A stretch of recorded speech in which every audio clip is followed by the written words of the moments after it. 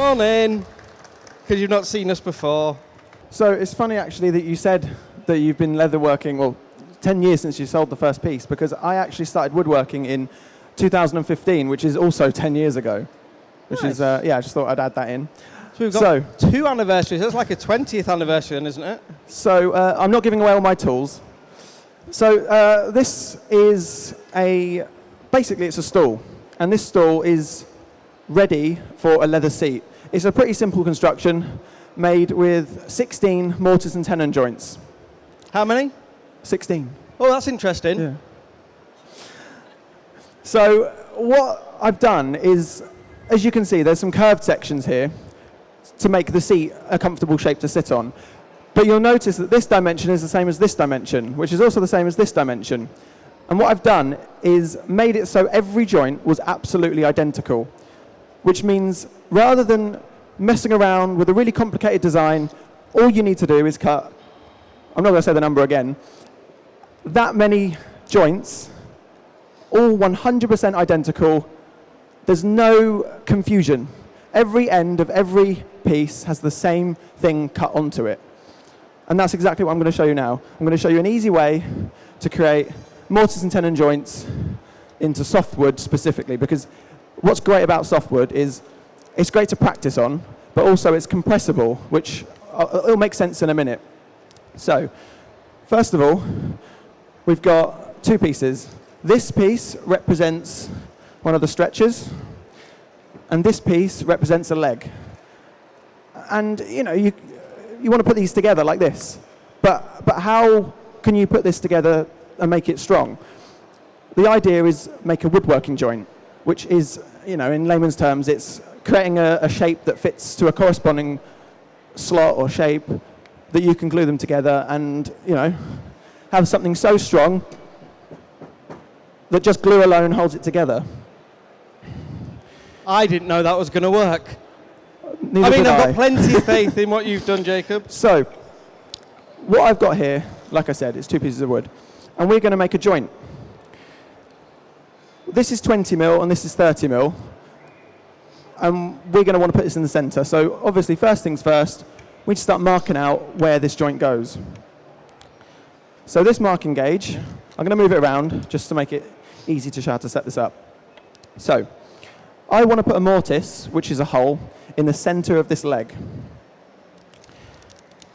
So this mortise, this marking gauge will mark a groove in the center. So as you can see, I'm trying to avoid measuring as much as possible. Remove numbers from the equation if you can.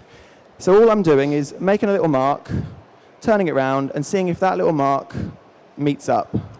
And just by coincidence, I've managed to get it right in the center straight away. But if it's not in the center, give it a little tap. Sorry, wait, did we miss that? Just by coincidence, he got it in the center. Now, carry on. So what we're going to do is strike a line where we want this mortise.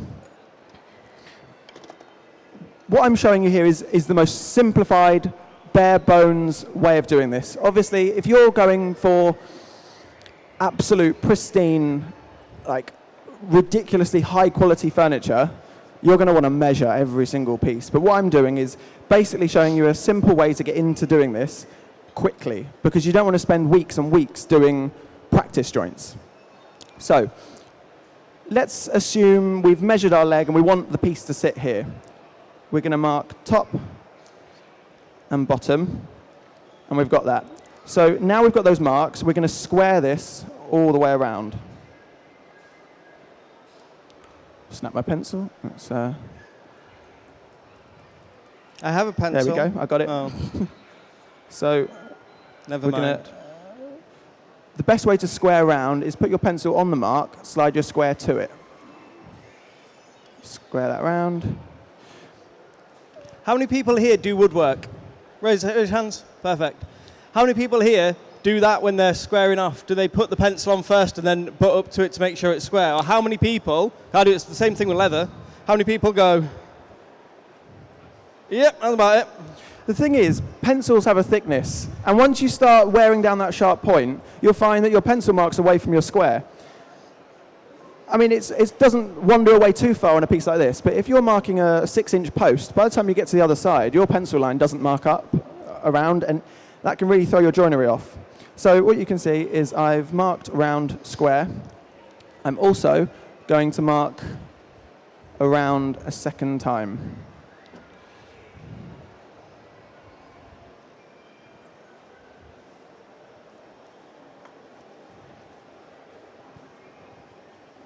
Oh.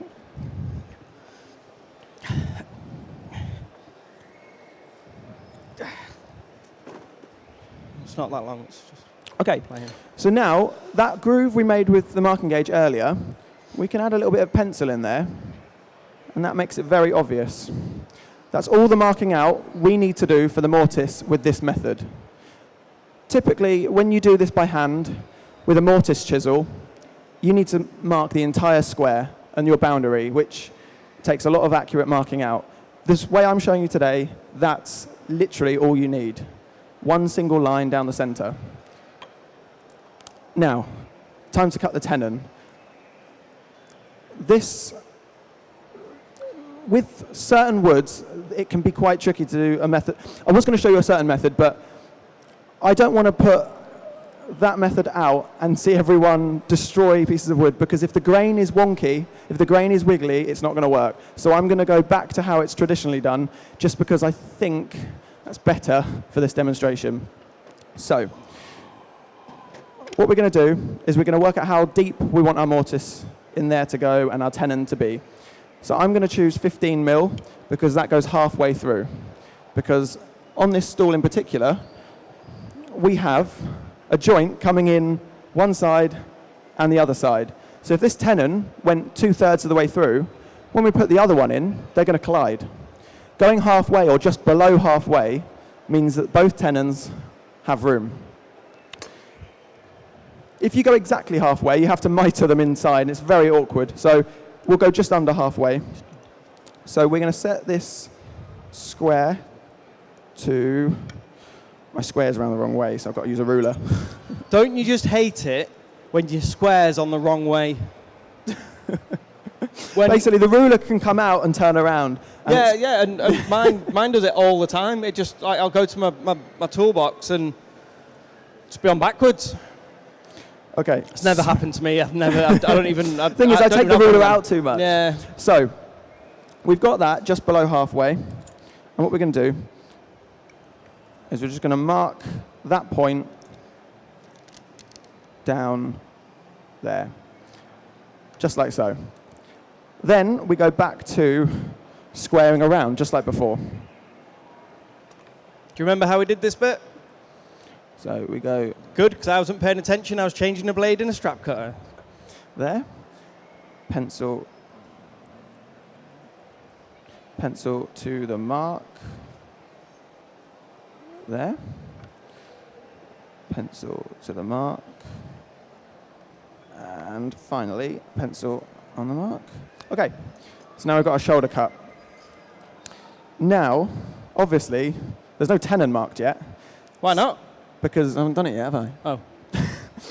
That's fine. So we've got to mark 6 millimeters in the middle. A number's not crucial. You just got to make sure you have a drill bit that matches. And in this case, I've got a 6 mil drill bit, so I'm going to mark a 6 mil tenon. Again, it's like we marked the center of that. We're going to want to mark the center of this just to make it easier. So this is 20 mil thick, so I've marked 10 mil. And now is the accurate part. So I want to put, I like to start at 100 mil on the ruler, just because there's ruler both sides. If I put it right at the end, it's moving all over the place.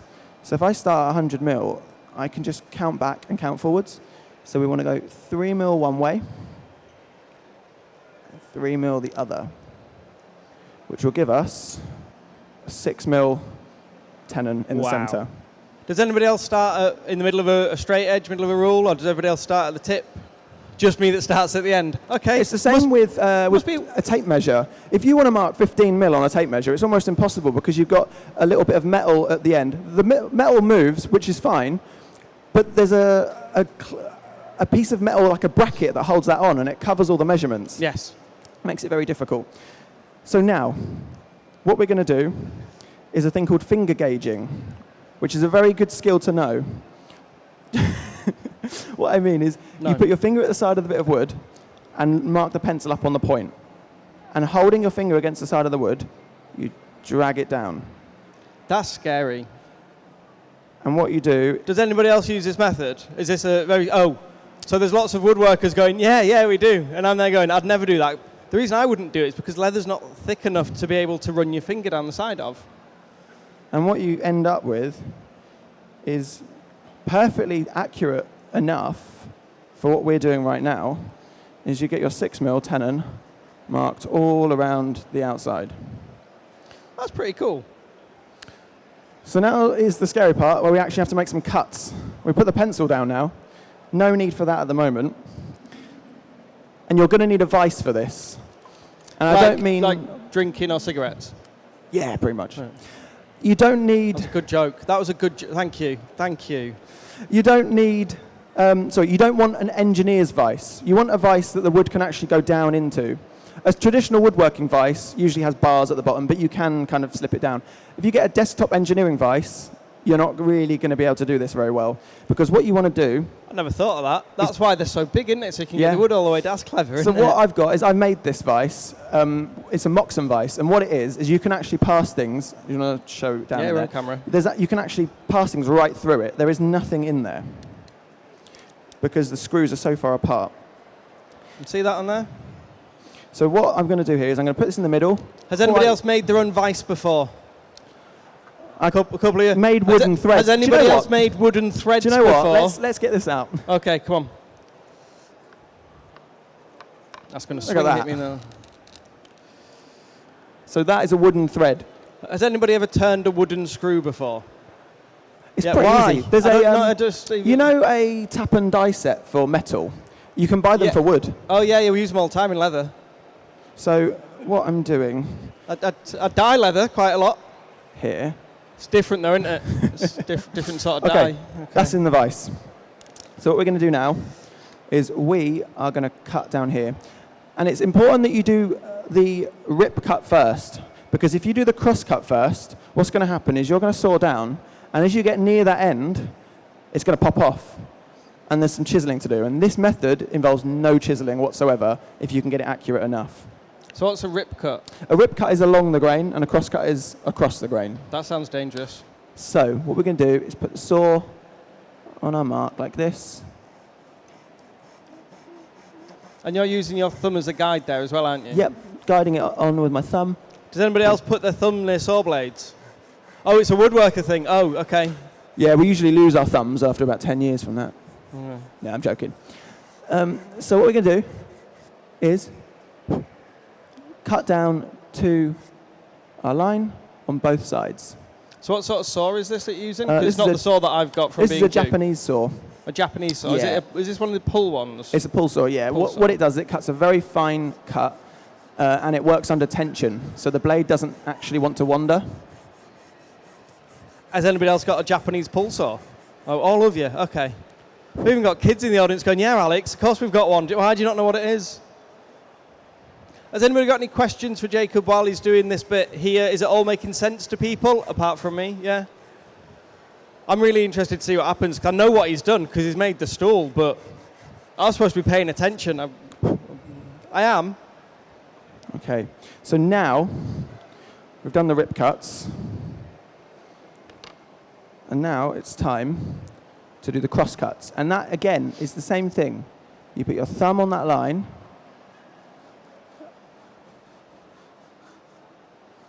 and you just cut down till the piece wants to fall off.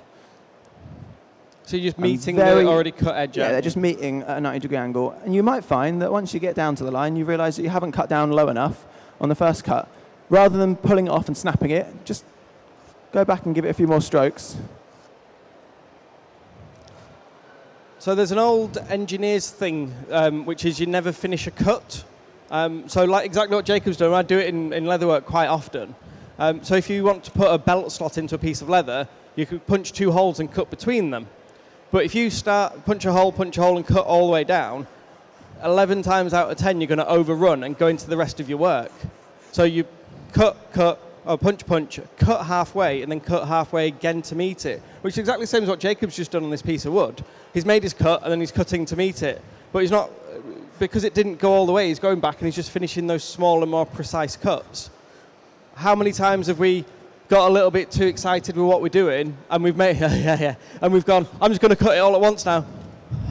And then there's some words that come out which I can't repeat because there's kids about, and we tell the wood off, even though it's not the wood's fault, or we tell the tools off, even though we're the tool that made it not work. Because we've all done it, right? We've all got a little bit too ahead of ourselves, and we've all got that little bit of impatience in us, right? Yeah, Okay, so what we've got to do now is create a second set of shoulders. These bits. So these two here are shoulders. Yeah. But when we put this... So does that mean that's the head? No. Does that mean these are the knees and the toes? Why not? I'll let you have that one. Thanks. So basically what these shoulders do are a bearing surface. So if this joint was in here, you'd be able to, pull it out. Having shoulders means that the pivot point of the joint, rather than being there on the tenon, it's now not the tenon, which means you have to pull it over a bigger arc to actually weaken the joint. Obviously, you can go too far with that and reduce the tenon so much that it just snaps off. So what we're going to do is create the shoulders identical to the sides. So if we measure those... So this is exactly the same process, but so for something like this, for example, you'd have done this same process a number of times, which is already mentioned. Yeah, some of you got it. So what we're going to do is we are going to create a tenon that is, say, 20 mil. So you're doing exactly the same thing? Exactly the same thing. Nearly. All the time. It's fancy, isn't it? Am I just impressed with this because I don't do it, because I'm a leather worker? Yeah. This was not that impressive. Is that what you lot are saying? Oh, that was rude. No, they said it was fine. They said it was fine. Because to me, this level of precision, even though I do quite precise cuts in my leather work, this level of precision, I don't have the time, patience, skill set, or want to do. Matt's got it. So is it very much like this is a woodworker's thing where you... Wow, that's fancy. Yeah, I wouldn't... So how many woodworkers in here can make this joint? How many woodworkers here can make this? Show me your hands. It's kind of a rite of passage. If you want to make furniture, you start with a mortise and tenon. So how many people could do it that quick? A smaller number. Okay, so it is quite impressive. It's just your job, isn't it? You're not that impressed at all. Yeah, okay. So now, obviously, this does not fit into here. I mean, you could probably try and force it, but I don't think you'll get anywhere. It's not an hole, mate. You're not put the hole in it yet. So we need to make a mortise, or the hole. So that's when we move over to this. This is a mortise machine that takes a mortise chisel, except at the moment it's just got a chuck in it, because most people don't have mortise machines at home. So this is just a drill press for this demonstration. What I've done is I've attached a surface, which I can then screw a piece of wood to act as a fence, which means the hole is lined up perfectly, in this case, to the center. What we're going to do now is mark the start and stop points of our mortise. Right, so we're going to go... So let's get some lead out. So we're going to go there and there. So there are our boundaries. We don't cut beyond that. If we cut beyond that, we're going to create too big of a slot. So, drill press on. And what we're going to do is, first off, we're going to get right to this end. And I've set a depth stop on this drill, so it will stop at the right depth. And then we're going to get the other end.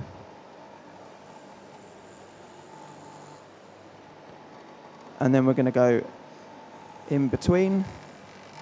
And then we're going to take that last bit in between. And you may look at that and think, wow, you need to chisel that now. But that's the joy of the drill press. If this was a hand drill, you couldn't do this. But with a drill press, what I can do is I can go between these points. Obviously, you'd be doing this with a guard on the drill press and safety glasses on, like we've got. So what we've got here is now... I've got a question. I can push this okay, I was just about to say, can you just move it backwards and forwards? You can't do it unless you've cleared almost all the waste away, because you might snap your drill bit. But now... There we go. It's fancy, isn't it? Has anybody got any questions on that bit so far?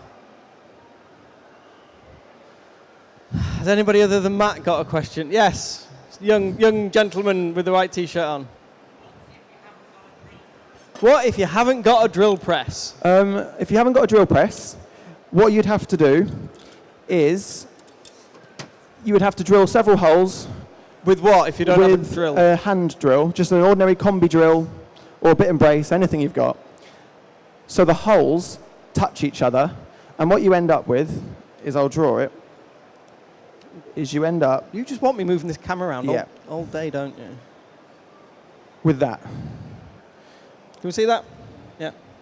And then what you'd need to do is, with a chisel, you just So pare away. that's the bit where you need to start chiseling away and just those trimming it little out. bits. And yeah. Now, as an embarrassing thing that I've just realised right now, is that when I marked that up, I didn't mark it up at 6 mil. It's accidentally slightly big. We saw you mark it up as you did a 10 in the 10, you did 3 on each side. When I finger gauged it, it went a bit bigger. Oh, so the finger gauge thing, which I said I wouldn't do because it seems a little... Okay, yeah, fine. That's because I didn't start in the right place. But I don't have a chisel with me. So what I'm going to do is I'm going to use my plane blade as a chisel, which I've done in a bit of a pinch in the past, if I've had to. Has anybody got a chisel on them? They're in the car. They're in the Unless car. you want to run to the car. I'm not... So just for those that aren't aware, Jacob had his drill press, or more, this thing, in his car up until about 7 minutes before we were due on stage, and his car was in his car park. Right. Tell you what. What do you need? I'm just going to cut another one. Because it's so quick.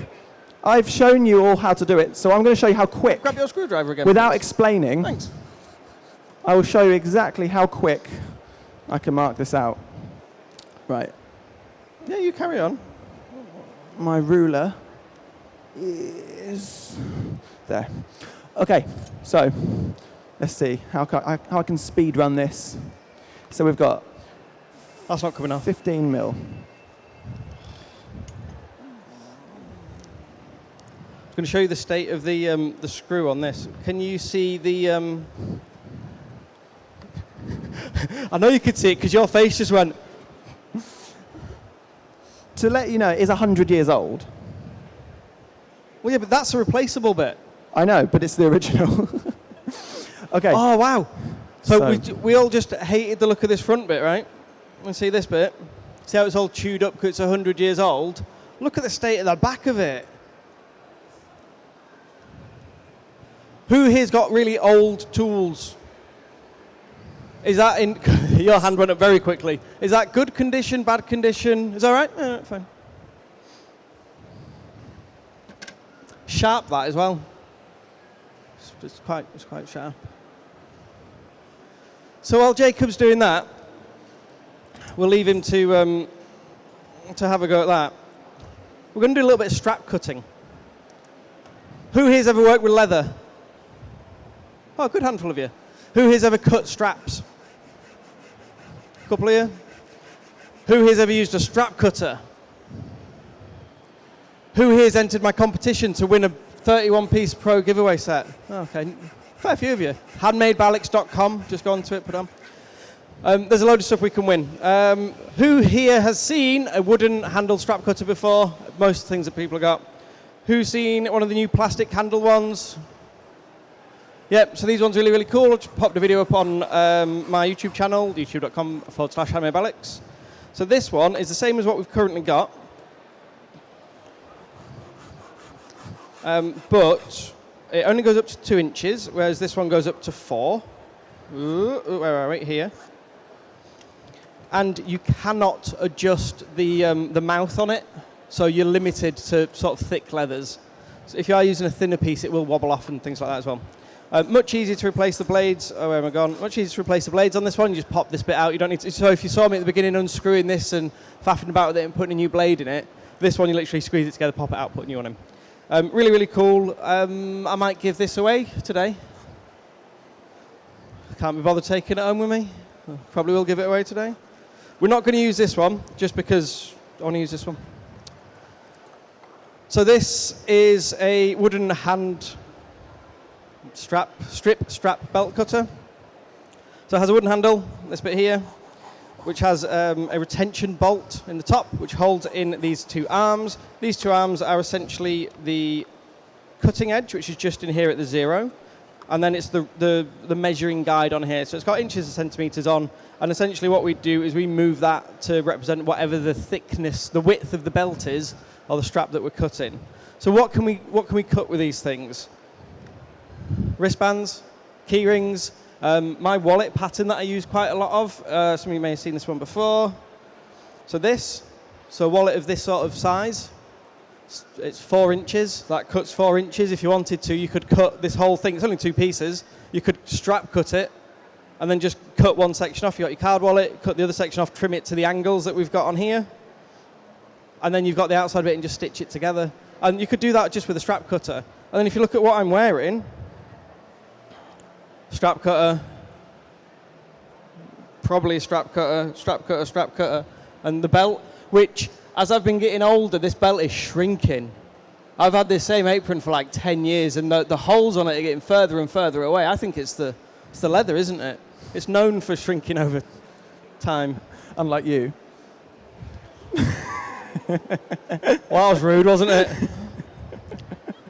So the other thing that we can do with leather, and what we can do with some strip and strap cutting, because I know that we're a little bit pressed for time, but we'll get this done and we'll have a look at this, is we can weave stuff. So I'm going to throw these out for people to have a look at, just while we're having a bit of a chat and finishing this off. So this is a little baskety thing that I ripped the strap cutter across.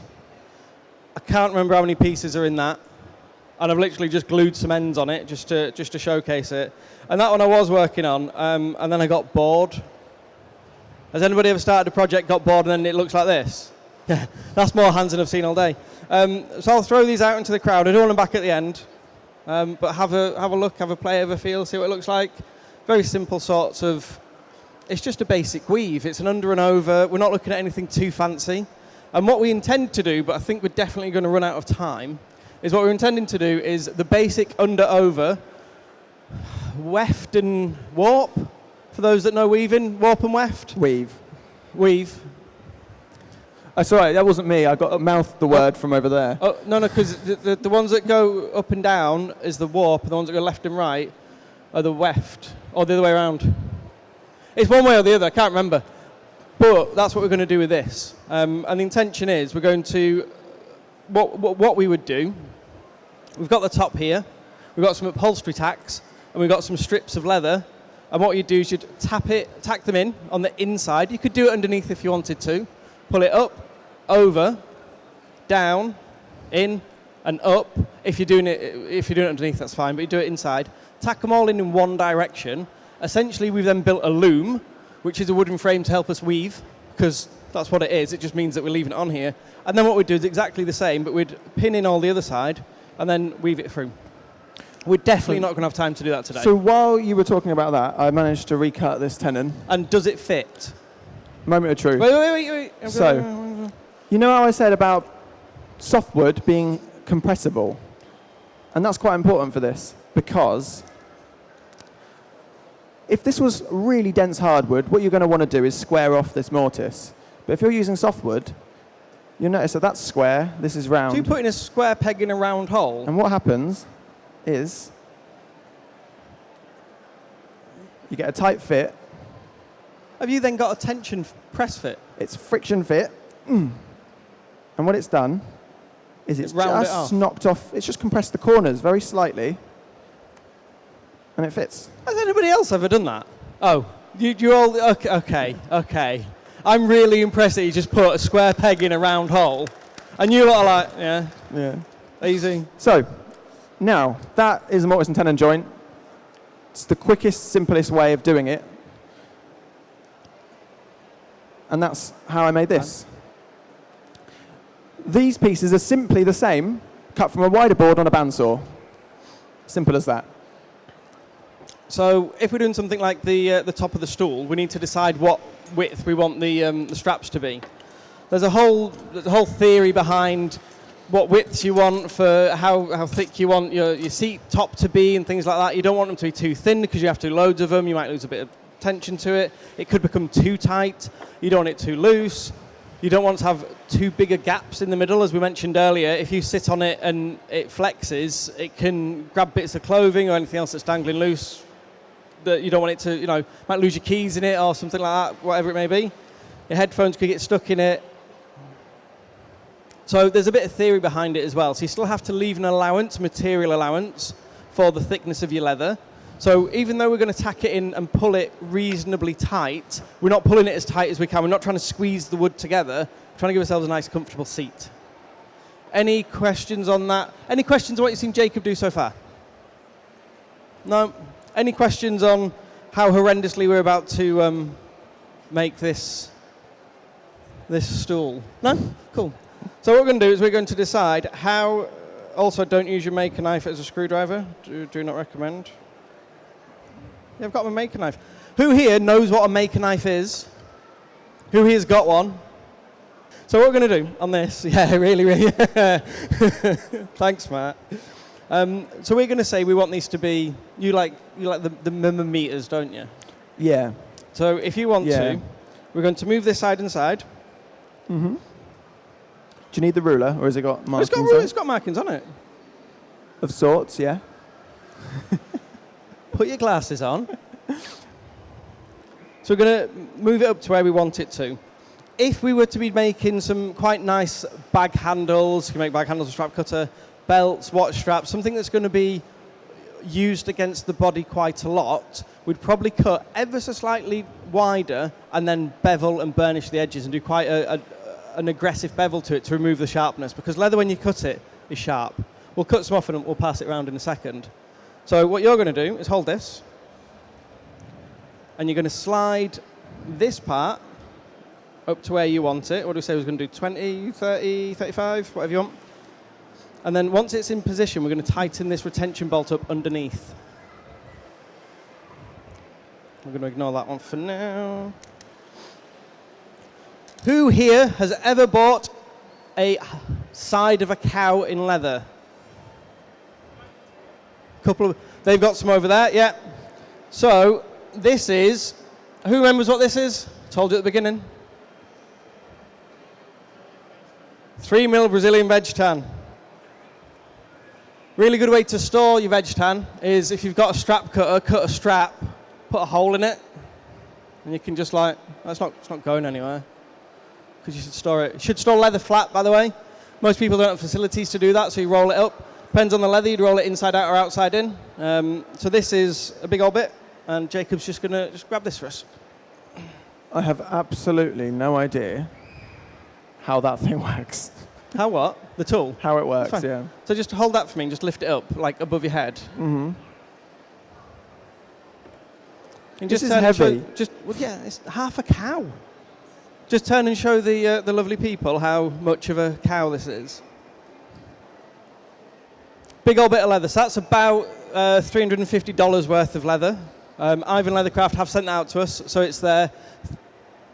I'm not saying it again. Some people know what it is. There's a reason I'm not saying it again. 3mm Brazilian. And this is really good for making belts and things like that. So Can I put it down now? Yeah, you can put it down. We'll do it on the floor. So one of the things about cutting very large pieces of leather is, how do you do it, where do you do it? I haven't got enough room. Oh my God, I don't want to cut it. It's cost me £300. Look at it. It's got really weird shapes. Okay. So we'll get a real nice big bit of wood, which most of us have got, if not a real big straight edge. We're going to lay it down. We're going to go a foot at a time. We're not trying to cut through it with one. Let's try and do one really, really big cut and get through it. Do lots of little ones. Go back over it if we need to. Scooby-Doo's here for some reason.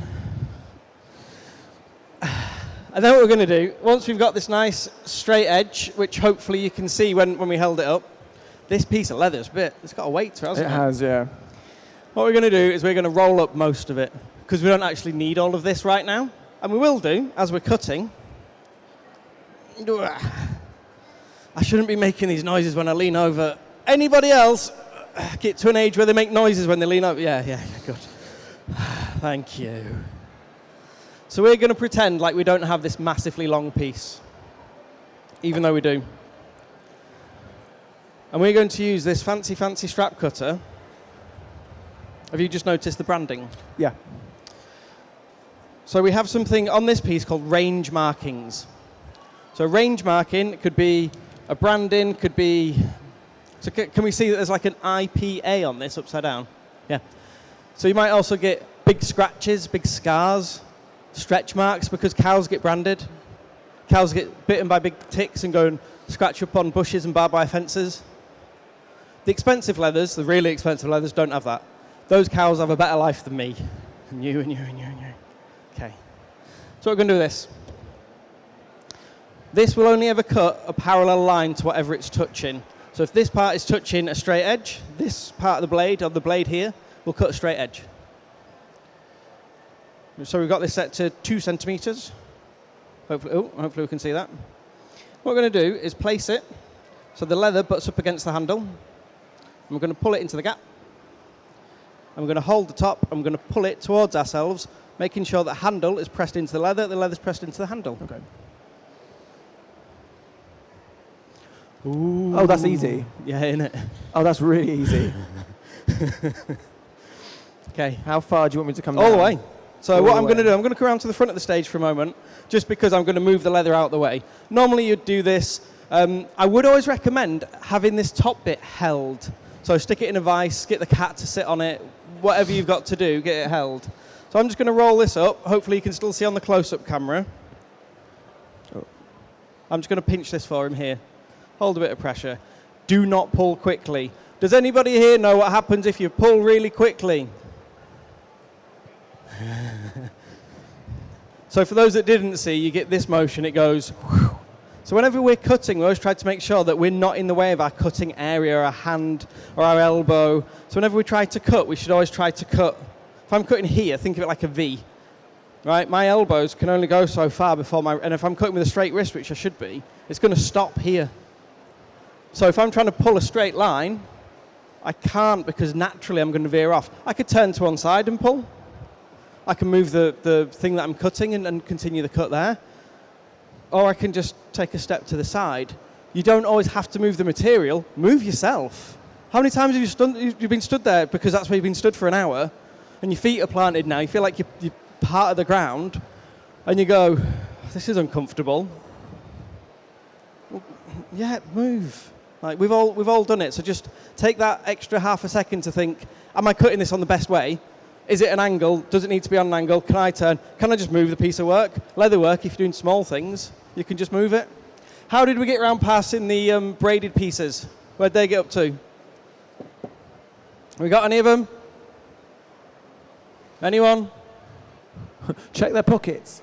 Got some woven pieces. Are they about? Can we see them? Can we see them?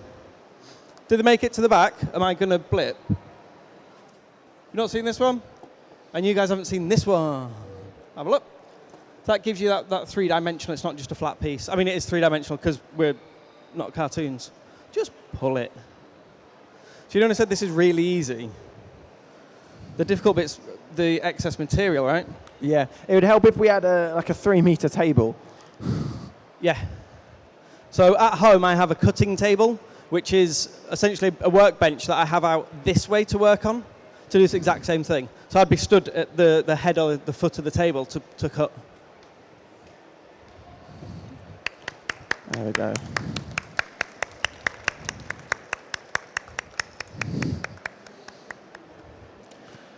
Was that one down? an easy tool to use? Oh, yeah.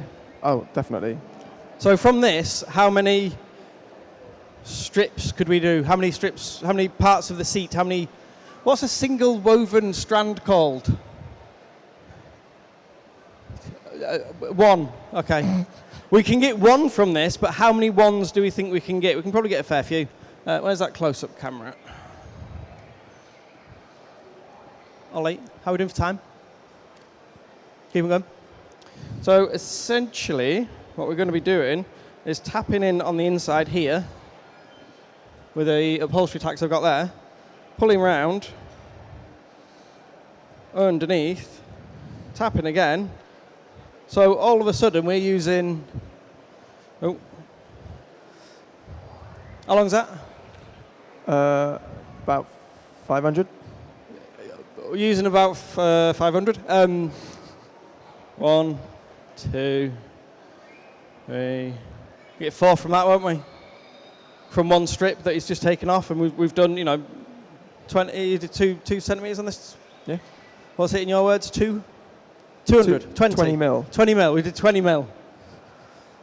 I work in inches sometimes, so we've got a fair bit of big old bit of cow. So what we're going to do, I'm going to pass some of this leather out. So, would you ever do this strap cutting on the floor? All the time. All my cuttings. Like I said, I've got a cutting table. I'll stand at the head of the table to do it. Well, would you like me to cut some strips? Yeah, crack on. And I can keep passing them to you, Yeah. and you can do whatever you need to do. Who has felt cut veg tan before, and who has not felt cut veg tan before?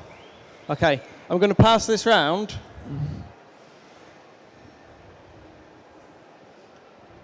So I want you to feel how sharp it is, right? So this stuff is really soft, it's flexible. This is vegetable tanned leather, so it's a natural process. Takes a little bit longer than chrome tanned leather, and it's a little bit thicker as well.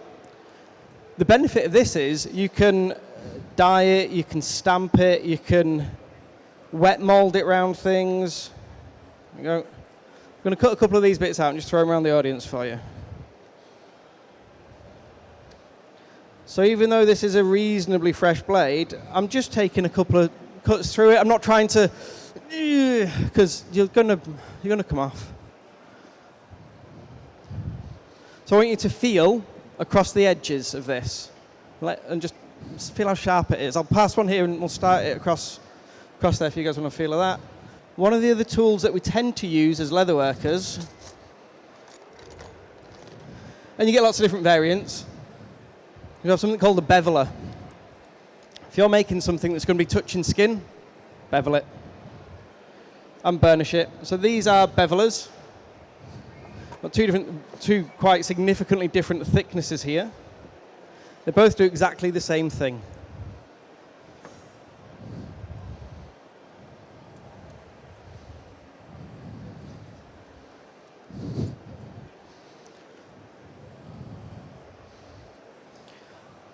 Leatherworking tip, trick, number, whatever. When you're beveling and burnishing your edges, turn it over first. Start from the bottom, because the majority of the strength of the leather is in the top bit, the smooth bit. So if we're going to be removing strength of material, we take the weakest bit first. So if I was to bevel this top edge and try to bevel the bottom, there's not going to be much strength there to do it. So we do the bottom bit first. Two different thicknesses. Really, really fine, not as fine. Let's see if I can show you this on here.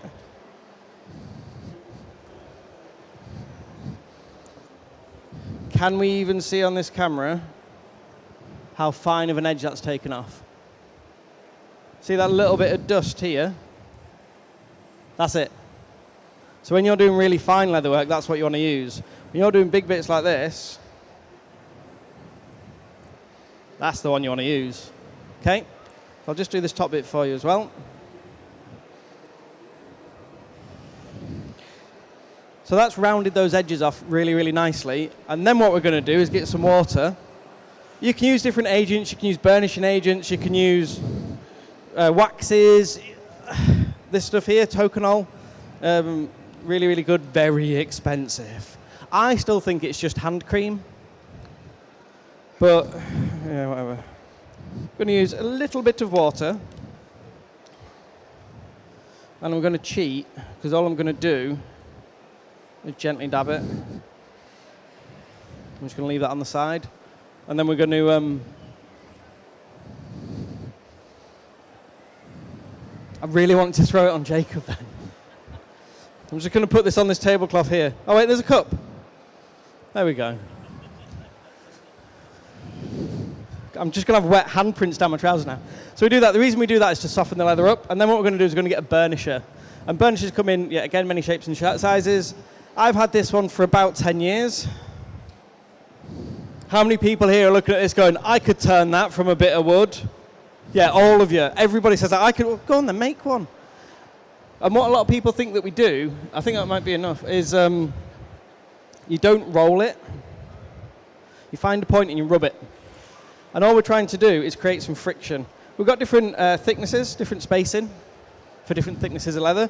Find the one that fits best. I'm going to see if I can just do half of it. You've got enough. Got enough strips there, mate? Yep. So what we're going to do, backwards and forwards, not too much pressure. Who here's ever started a friction fire where you rub two sticks together? Yeah. It's not about the pressure, it's not about how hard you push. It's about the motion.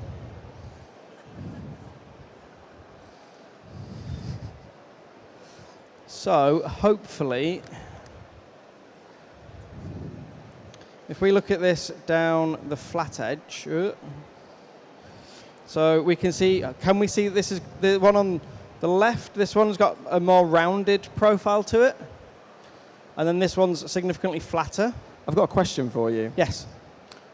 If we was to mount something like this in here. Yes, people do it all the time. You could. There's also companies that do attachments for bench grinders.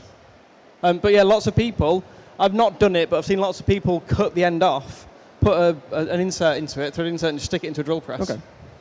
Who's felt the sharp edges on that bit I threw out a second ago? Yes, my scissors do cut. Yeah. Have a feel of the darkened edge and you'll feel it's a little bit softer. There you go, have a go, feel it, pass it, touch it. Do you want to show how to tack a couple of strips on? Do you think have we got enough time?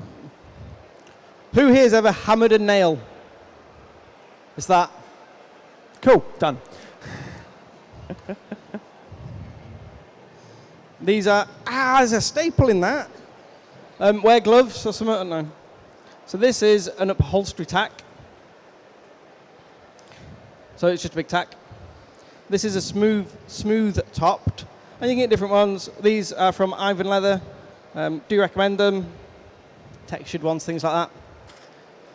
I'm just going to hammer it into the wood, I guess. That's it. I can't really, we're just tapping it in. Do you want to tap one in? Oh, I brought the cutest hammer as well. Should we just cut one strip? Just tap it on. I was thinking, if we have it upside down. Go on, let's have a look. Come on then, we'll get this done. See Ollie there just tapping his watch at us. We've moved it all the way this way. Bring it into the middle a bit for us, Jacob. Ow, I've never used this hammer before. How many people does it take to put a nail in? One. Ow. You can do it, because I've stabbed myself twice now. I would say this is not a big enough It's hammer. not a big enough hammer. For this nail. The head is smaller than the nail itself. It's not any good. I thought, I've got this really cute hammer, I'll bring this. It's actually smaller than the head. I don't have any others with me either. This is perfect. There you go. There we go. Just like that, I put a nail in. Yeah, I know, right? And then what we'll do is, would you do it tight? Reasonably tight. So if you pull that as tight as you can, and we'll show people, I want to see if people can see the tension. Have people felt that bit of leather where it's been smoothed off and stuff as well? Beveled burnish. So if you're sitting on stuff, if you're wearing stuff, always bevel and burnish your edges. You can get real fancy, you can sand them, you can paint them up, dye them, all that stuff. But just as a concept, that's why we do it. I can hear how tight you're pulling that. Pretty good. It's like a bass string, isn't it? Yeah, so can you just turn this way, turn the stool this way a bit for us, please? So, you can't get the staff, can you? So see how we've still got a fair bit of flex in this? So if I wanted to put, 7 or 8 strands coming the other way, there's plenty of flex so that we've got that. And most of that's just the natural flex in the leather. What we could do, if we had more time, is bevel and burnish all of these edges. We could dye this leather if we wanted to. We did say we wanted to keep this as just vegetable tanned for a reason. It will patina over time. It'll take a nice shape and colour and all the rest of it. Am I going to stab myself again?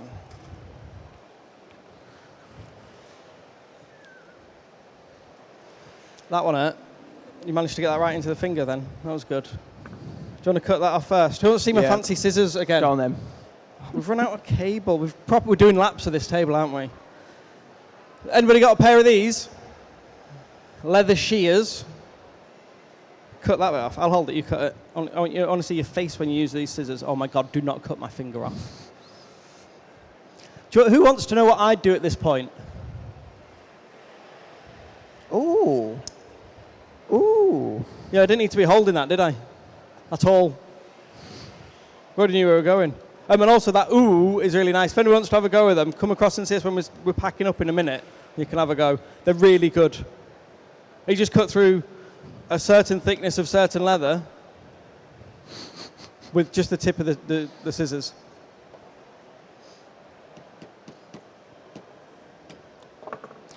Really hard when you're trying to pull the tension on. You can't really hold the nail. Right, there we go. This is an exercise of trust.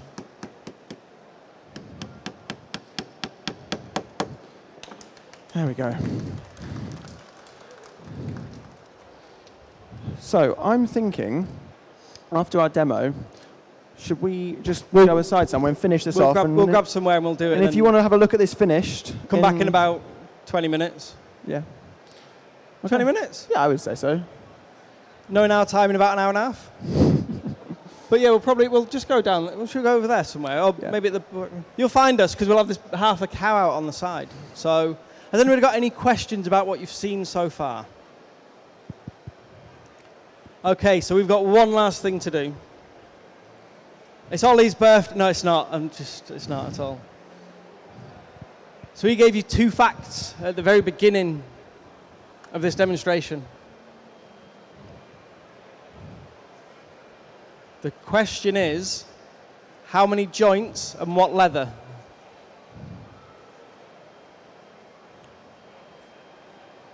What was that? You got it right? So it was... How many joints did he say? He said 16. Oh, okay. We've got a winner. Quickest hand up. So this kit is yours. So this is provided by Ivan Leathercraft. So if you go onto my website, handmadebyalex.com, enter the free giveaway to win the big one. They're also giving away Maker Central exclusive 20% off site-wide.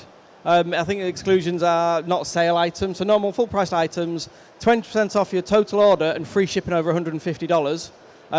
You've got to use my link to get to it. So it is a Maker Central exclusive thing. Go to the website and do that.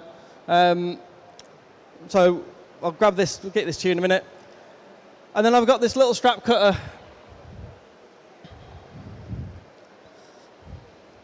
Give me a woodworking question. Okay. That we've discussed, not that we've just discussed. What was the thickness of the tenon?